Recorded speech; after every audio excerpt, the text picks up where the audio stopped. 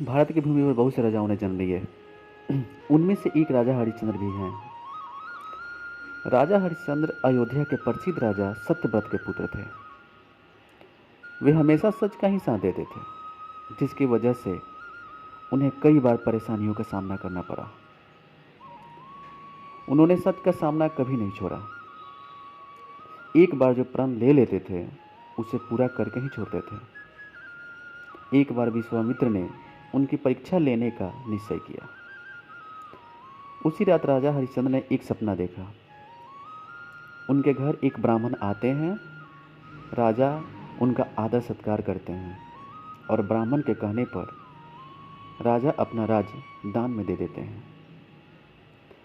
राजा हरिश्चंद्र जब नींद से जगे तो वो उस सपना को भूल चुके थे। अगले दिन विश्वामित्र राजा के घर आए और उस सपने के बारे में बताया। जब राजा को पता चला तो अपना राज्य उनको दान में दे दिया। दान देने के बाद दक्षिणा का भी प्रथा थी, जिससे विश्वामित्र ने राजा से 500 स्वर्ण मुद्राएं दक्षिणा में मांग ली। राजा हरिश्चंद्र पहले ही अपना राज ब्राह्मण को दान में दे चुके थे और वो इस बात को भूल चुके थे। उन्हें तुरंत अपने मंत्री से मुद्राएं लेने के लिए कहा, लेकिन विश्वामित्र ने उन्हें याद दिलाया कि ये राज हमारा हो चुका है। फिर राजा को एहसास हुआ और उन्हें चिंता हुई कि वो दक्षिणा कहाँ से ला कर दें। फिर उन्होंने सोचा कि खुद को बेच देते हैं और उससे जो राशि प्राप्त होगी वो ब्राह्मण को दे देंगे। यही सोचकर उसने खुद को काशी जाकर एक डोम को बेच दी और जो रकम हुआ वो डोम में ऋषि को दे दी। उसके बाद राजा शमशान में रहने लगे। कई बार उनको अपने परिवार से वियोग भी हुआ, लेकिन उसने सत्य का साथ नहीं छोड़ा। जब वो डोम के घर चले गए तो अपने पत्नी और पुत्र से बिछड़ गए। रानी अपने बेटे के साथ एक घर का काम करने में लग गई। जिस रानी की कई दासियां हुआ करती थी वो नौकरानी की ज़िंदगी जीने लगी और अपने पेट पालने लगी, और उधर राजा भी सच्ची निष्ठा से अपना काम करने लगे।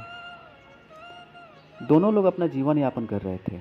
तभी अचानक एक दिन रानी पर दुख का पहाड़ टूट पड़ा, जब उनके पुत्र को खेलते वक्त सांप ने काट लिया और उसकी मृत्यु हो गई और रानी का दुनिया ही बिखर गया। यहाँ तक रानी को यह भी पता नहीं था कि राजा कहाँ हैं और उन तक ये खबर कैसे पहुँचाएं, क्योंकि रानी के पास कफन तक के पैसे नहीं थे। रोती बिलखती रानी अपने पुत्र को गोद में उठाए उसका अंतिम संस्कार करने के लिए शमशान ले गई। रात हो गई थी और चारों तरफ सन्नाटा था। जब रानी वहां पहुंची तो शमशान में 2 चिताएं पहले से ही जल रही थी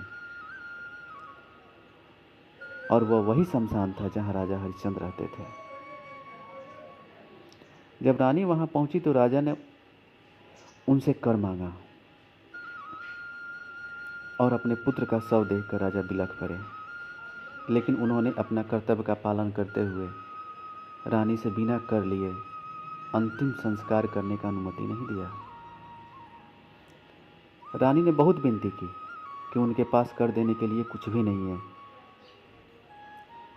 लेकिन राजा ने कहा कि मैं अपने मालिक के साथ विश्वासघात नहीं कर सकता, और रानी से कहा कि अगर तुम्हारे पास कुछ नहीं है तो अपने साड़ी का कुछ भाग फाड़कर उसे कर के रूप में दे दो। रानी ने जैसे ही साड़ी फाड़ना शुरू की उसी समय उनका पुत्र जीवित हो गया और वहां ऋषि विश्वामित्र कुछ देवतागण के साथ प्रकट हुए और उन्होंने बताया कि ये राजा का सत्यनिष्ठा की परीक्षा हो रही थी, और इतना कहकर उसने राजा का जो भी राजदान में लिया था उसे लौटा दिया।